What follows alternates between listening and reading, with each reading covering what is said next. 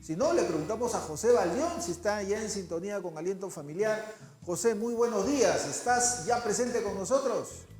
Sí, sí, sí, ya estoy aquí con ustedes. Buenos días a ¿Qué ti, Alberto, tal? y a tus oyentes. Un Bien. gusto siempre poder compartir con ustedes. Gracias por estar nuevamente aquí. Usted ya es un conocido y un excelente profesional. Gracias por compartir este espacio.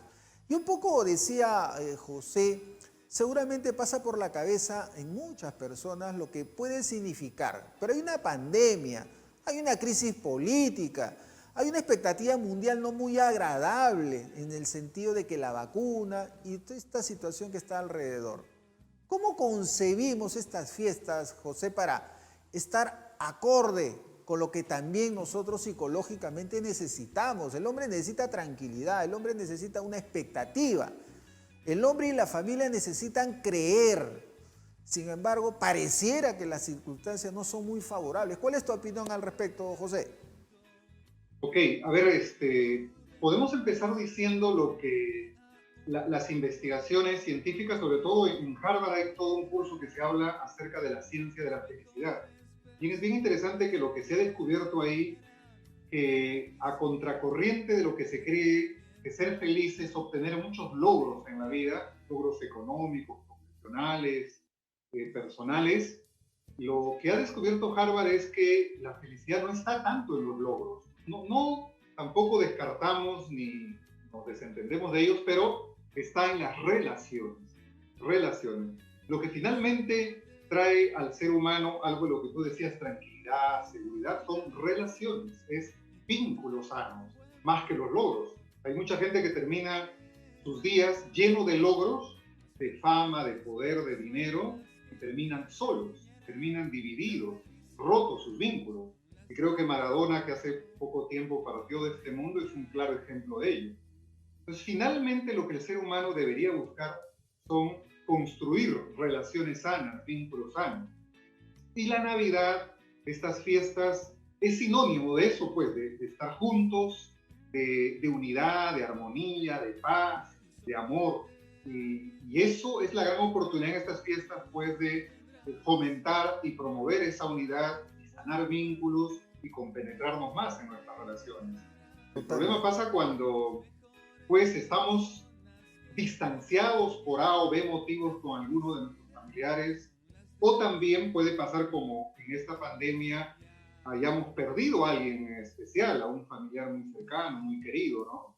Hoy dentro de la psicología se ha abierto toda una investigación que le han puesto hasta un término que se le llama el síndrome de la silla vacía, porque en esta Nochebuena vamos a sentar a la mesa y en algunas o no pocas familias estará faltando un miembro de la familia, un ser querido. Habrá una silla vacía. Y eso obviamente va a generar nostalgia, va a generar tristeza, va a generar pues cierto dolor, cierta inconformidad con celebrar con esta fiesta, ¿no?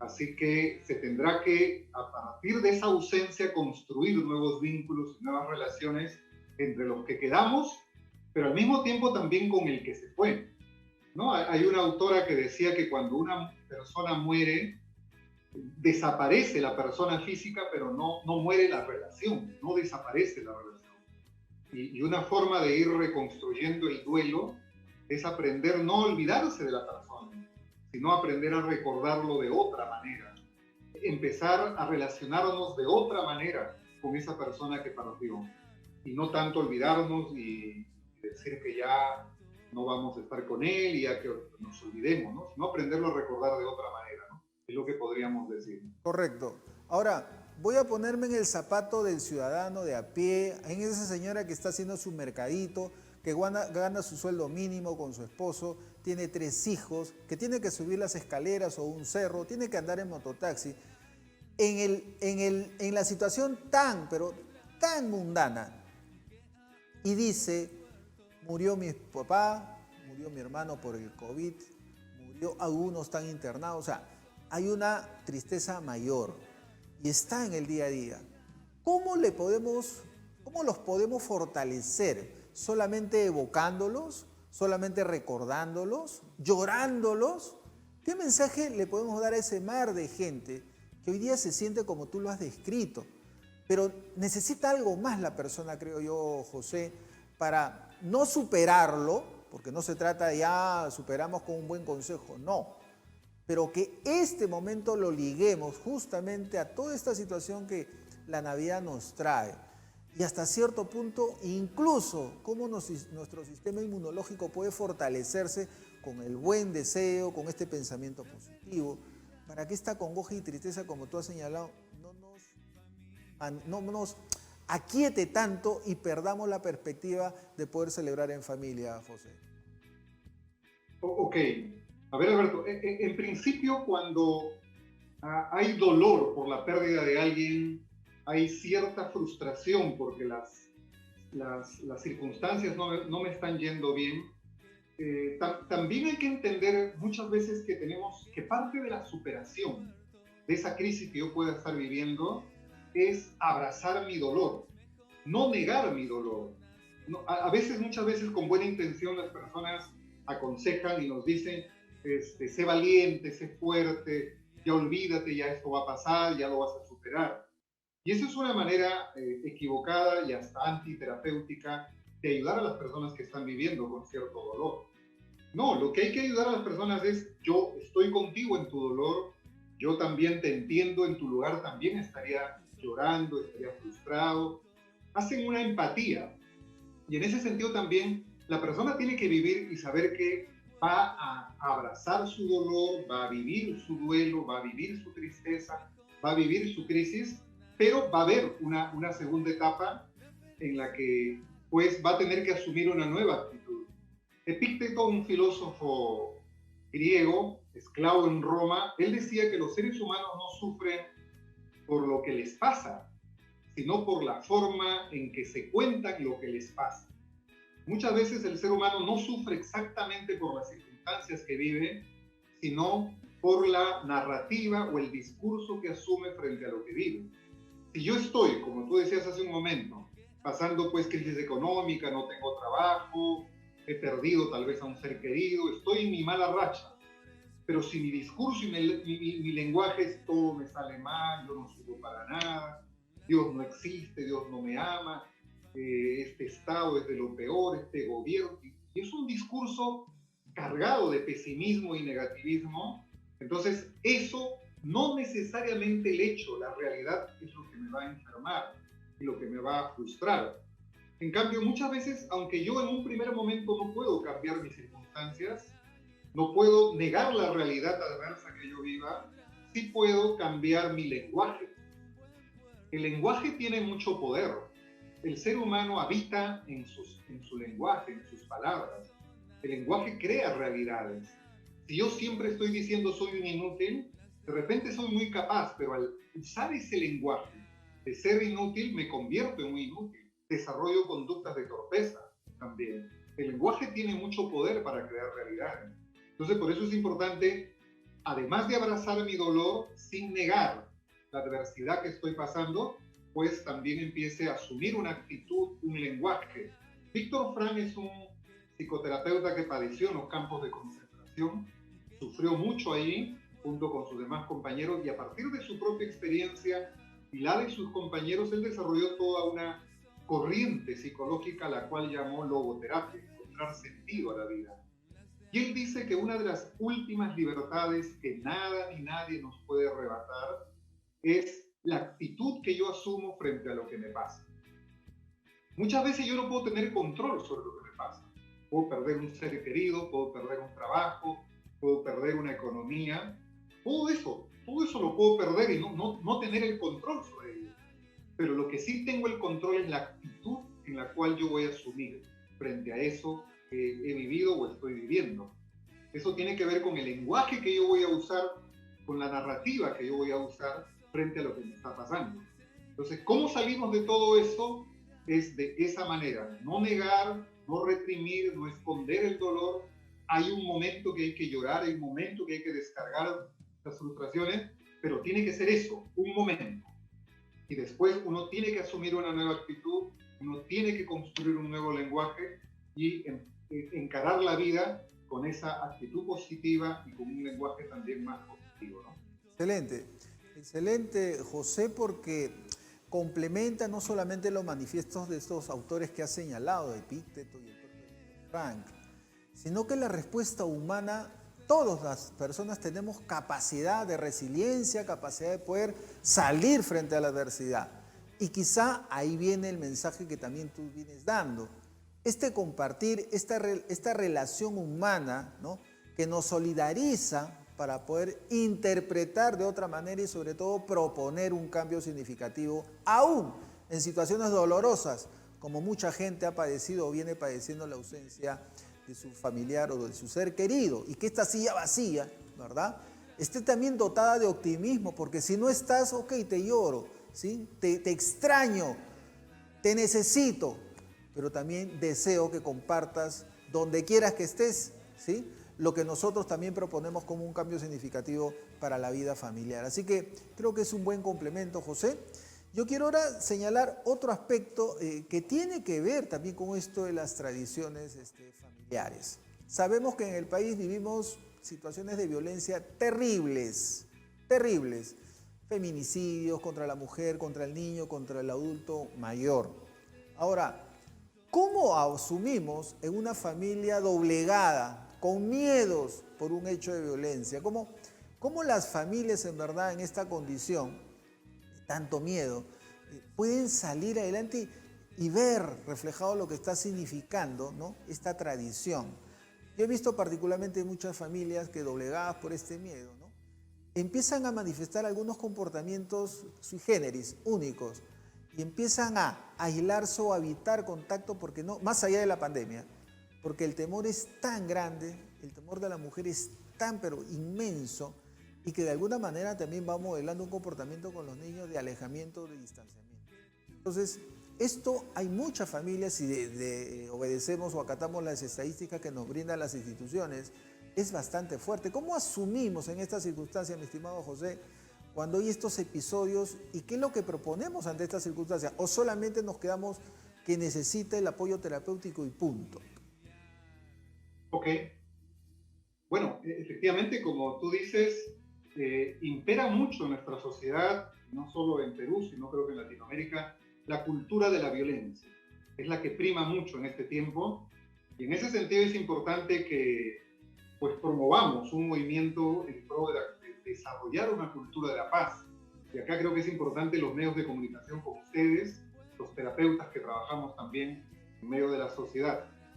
Pero respondiendo ya concretamente a la pregunta, yo hablaría por lo menos, entre otros, de dos tipos de violencia. La violencia social, que tiene que ver pues con la delincuencia, con los robos, con los asaltos, con los crímenes, y la violencia familiar, al interior de las familias, donde hay abuso, donde hay un mal ejercicio del poder. Entonces, centrándome en esto último, sobre todo porque lo primero tal vez es un trabajo más a nivel de gobierno, de Estado, lo segundo tiene que ver más con una tarea de nosotros los terapeutas, un poco de los medios de comunicación también, la violencia intrafamiliar.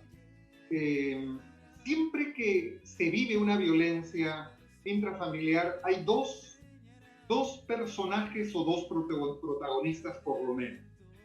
Es el victimario, que es el que hace un abuso del poder y comete agravios, ofensas y maltrato a alguien o a otros más también.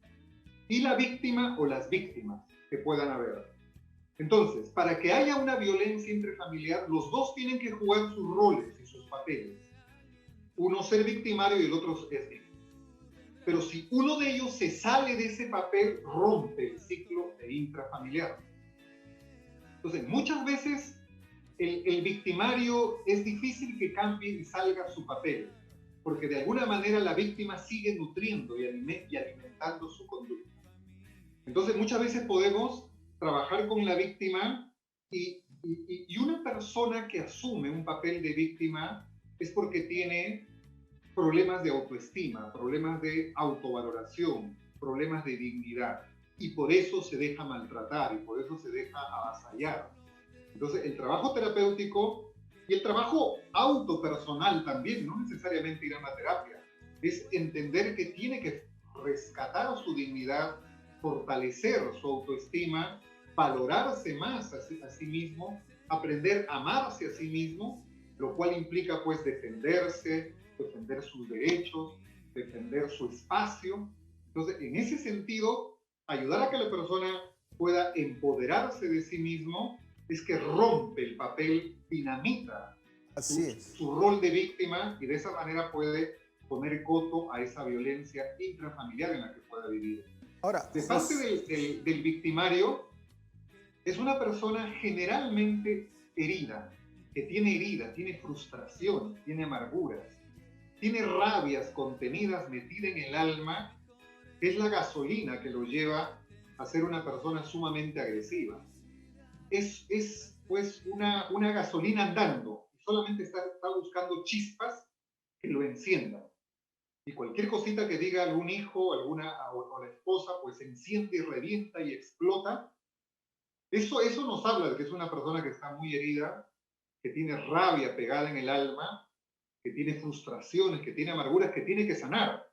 Y son frustraciones y amarguras probablemente no que tienen que ver con el presente. Ahora, probablemente tienen que ver con su infancia, José, con justo. la vida intrafamiliar en la que también vivió, ¿no? José, te interrumpo ahí porque esa es la parte de repente sustantiva por la tradición navideña, por la coyuntura, que estas infancias, sea del agresor o no, están puestas de manifiesto en una cantidad de fantasías del niño. El niño, para nosotros Navidad niñez, ¿no? El niño Jesús. Y los niños, nuestros hijos, están pendientes, con una miradita, ¿no? Con una forma de concebir este evento, porque saben que hay regalos, saben que hay integración, hay un compartir y de alguna manera hay una expectativa. Entonces, al niño, ¿cómo asumimos lo del niño, más allá del tema este de la violencia? Que yo me pongo a pensar cómo es un niño con miedo y tiene la obligación, porque los medios influyen, la sociedad influye, la moda influye, los regalos, toda esta parafernalia que nos ilustra que estamos en Navidad, las luces, los cánticos.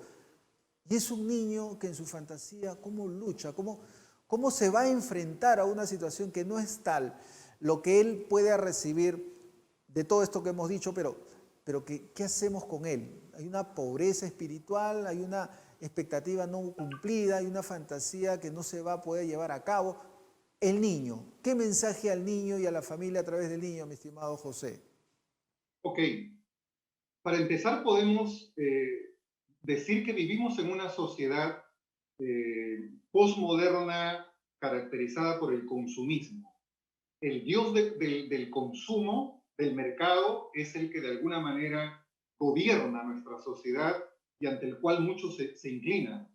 Y esto genera una filosofía de vida, que un autor como Erich Fromm ya hace muchos años escribió un libro acerca del ser y tener, así se tituló el libro, y donde él ya advertía lo que hoy estamos viviendo, que para los seres humanos de ahora más importante es tener que ser.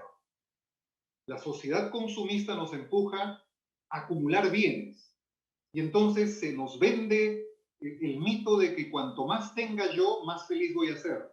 Y entonces esa filosofía de vida, pues la aplicamos y la practicamos con nuestros hijos. Entonces yo creo amar a mi hijo si le doy el último iPhone de moda o el número 12, 13 que haya salido. Entonces si yo le doy la mejor vestimenta, el mejor colegio, ¿no? El mejor carro, los mejores juguetes, los mejores regalos, yo le estoy amando a mi hijo. Y eso no es cierto. Es verdad que hay que suplir, satisfaciendo necesidades físicas y materiales, pero esa es la manera más pobre de mostrar amor, que tiene su lugar y que hay que hacerlo, pero la manera más alta de mostrar amor es la presencia, la comunión, el contacto relacional, el vínculo que papá y mamá puedan establecer con el hijo. Hoy muchos de los hijos viven y experimentan la ausencia de sus padres, quienes tratan de suplir esa ausencia con regalos, con bienes materiales. Y la Navidad piensan que es por eso que el niño, producto también que de vivir en una sociedad consumista, la Navidad para él no es el amor, no es la familia, la unidad. Tener. Es el regalo que va a recibir lo material. José, tenemos una llamadita, ¿sí? de Martín de Ate. A ver si la atendemos, por favor, José. Buenos días, Martín. ¿Cómo estás? Bienvenido al programa. tal? Buenos días. Sí, ¿me escucha? Sí, te escuchamos, Martín, dinos. Martín, te escuchamos. Ok. Bueno, quería hacer un comentario respecto a la fecha, ¿no? Como tal. Yo considero que la Navidad, si bien es cierto, reúne a la familia y de por medio, pues los niños son quienes más disfrutan. Eh, Celebrarlo en esos tiempos, pues yo creo que recobra más importancia aún y nos permite reflexionar sobre la necesidad de compartir aún frente a las dificultades, ¿no? Es cierto que no nos podemos juntar como antes debido a la situación, pero existen otros medios y esto hace de que nos pongamos a pensar sobre la importancia de lo que amerita convivir en familia, ¿no? A veces por el tiempo que las personas trabajan, estudian o hacen alguna otra actividad se encuentran lejos y este es un momento en el cual se valora mucho más a la familia a pesar de las dificultades. Excelente. Gracias, Martín, de ATE, gracias por tu comentario y reflexión. José, de alguna manera Martín nos dice, revaloricemos este espacio de la Navidad ante tanta adversidad, pero la familia, el compartir, el estar juntos, esto no tiene precio. Y de alguna manera Martín se ha dado cuenta y en esta reflexión nos dice a todos, hagámoslo porque necesitamos el uno del otro, ¿no es cierto, José? Sí, sí, yo creo que sí. Lo que ha dicho Martín me parece muy, muy pertinente y muy valioso, ¿no? Porque mire, las crisis pueden traer, aparte de las cosas duras y difíciles que nos toque vivir, pueden traer cosas muy buenas. Por ejemplo, esta pandemia a nivel mundial también está sirviendo para un poco recomponer la ecología y el orden mundial.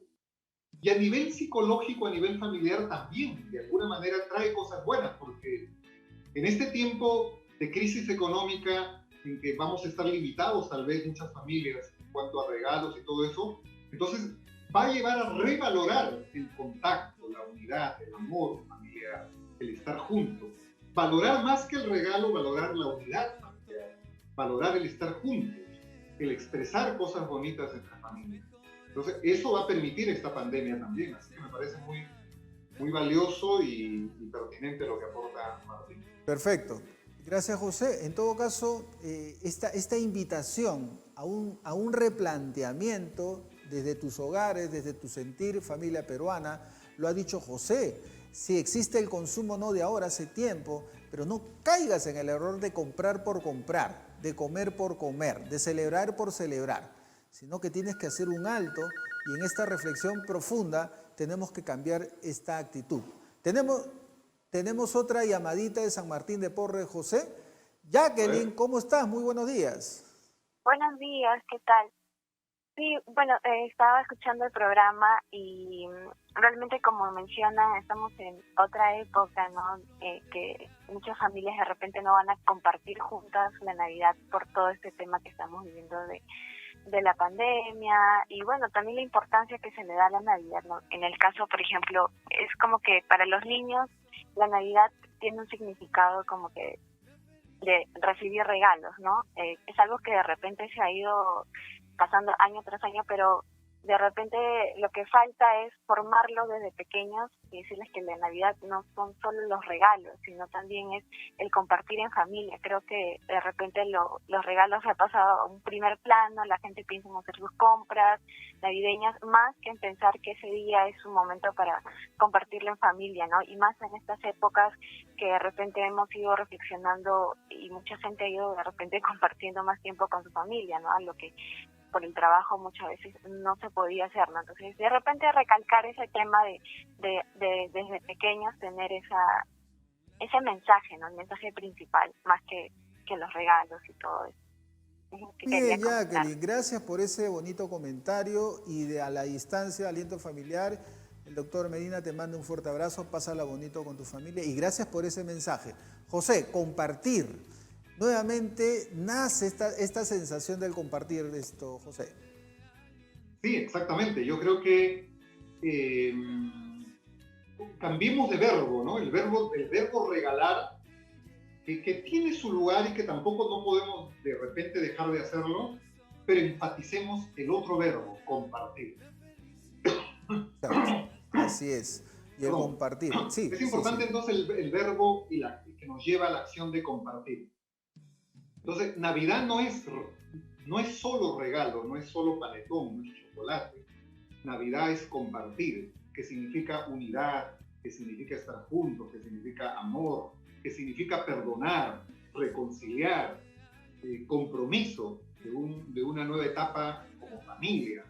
Eso es Navidad, hay que aprovechar de eso. Hay que aprovechar. Navidad es amor, ¿no? Hay un mensaje